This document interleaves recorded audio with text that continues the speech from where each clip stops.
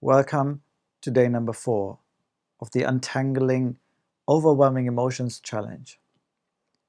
Today, I want to talk about and highlight a few common unhealthy strategies to manage your emotions. If you have not subscribed to my channel, then please do. And if you like this video, then please press the like button. My name is Sven Lauch and I'm an emotional logic coach, and I help people to move the inner dialogue from behavior, emotions and feelings to values, identity and action plans. So I work often with people and help them to untangle overwhelming emotions. As I work on myself and also coach my clients, I have noticed a few common unhealthy strategies in the way we manage our emotions. And I just want to highlight 3. There are kind of 2 groups, but I want to highlight 3 specific strategies that I have been using in my life before and that I have also witnessed when I work with my clients. One of those strategies is talking myself out of an emotion. I basically try to reason why I should not feel what I'm feeling. We witnessed a family bereavement last year, but strangely enough, there were 2 other bereavements from many years ago that resurfaced. And there were some things in those situations that I've never properly processed. One of those bereavements was the death of my brother, who died in a car accident. And before the car accident happened, he had actually called me and asked me if he can visit me. And he would have been at my house at the time when the accident happened. Back then, I really tried to avoid the thought that I might have some type of responsibility. And yet, that unprocessed guilt never really went away. I always just tried to talk myself out that I should not go there, that I should not try to feel this, that it's not my responsibility. And I kept talking myself out of feeling that guilt. But every time there's kind of death or bereavement around me, that story comes up.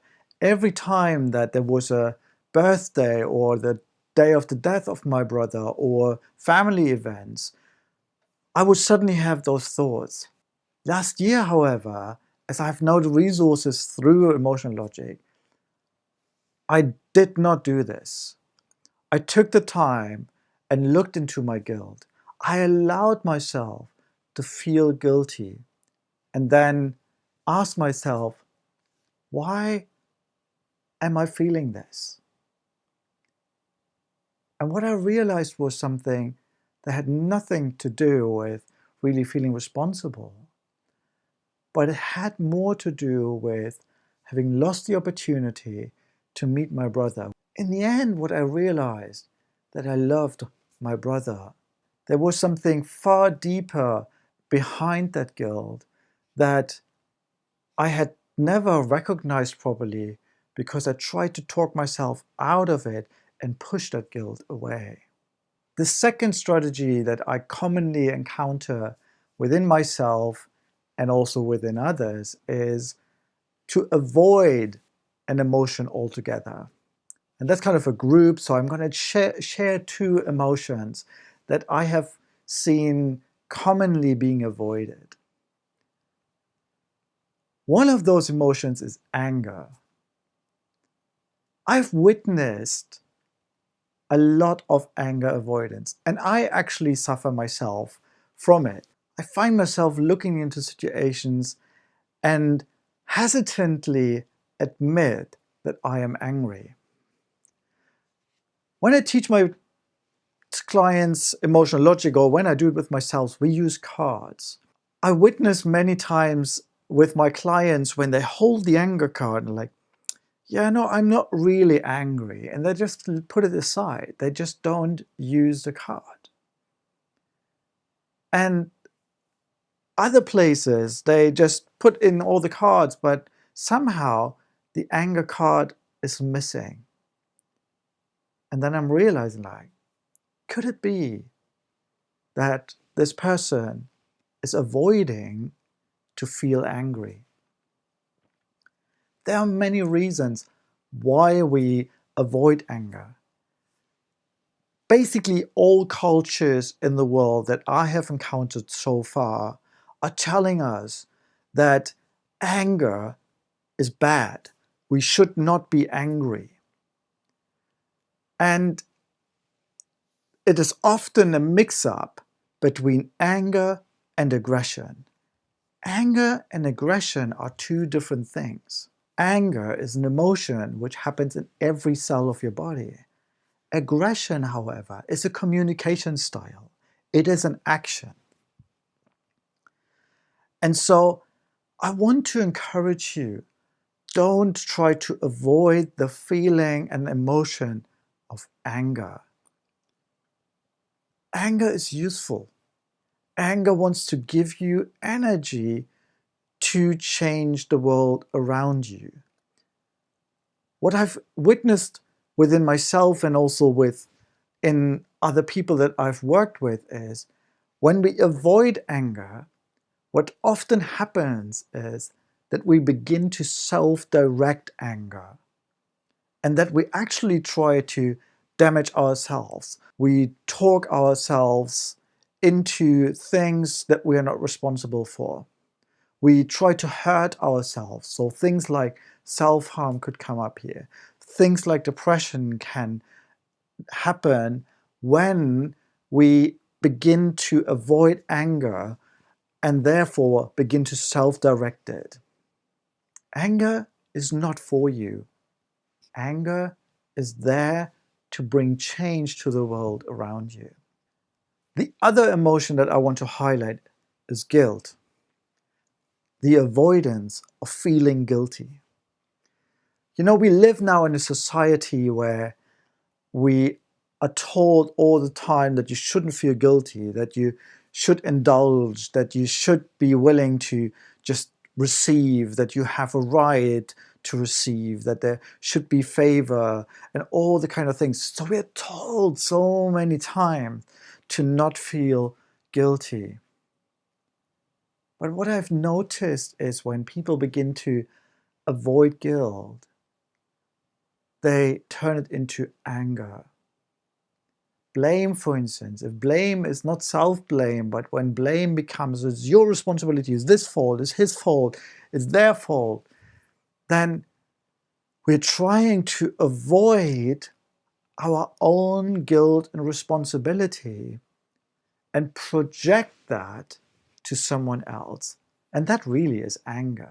So as we try to avoid guilt, we do this by applying anger. But it's not helpful because even guilt has a useful purpose. I've discovered when people have that blame culture going on where they always see the responsibility in other people and other situations, that hiding underneath that are values that they have not taken responsibility for.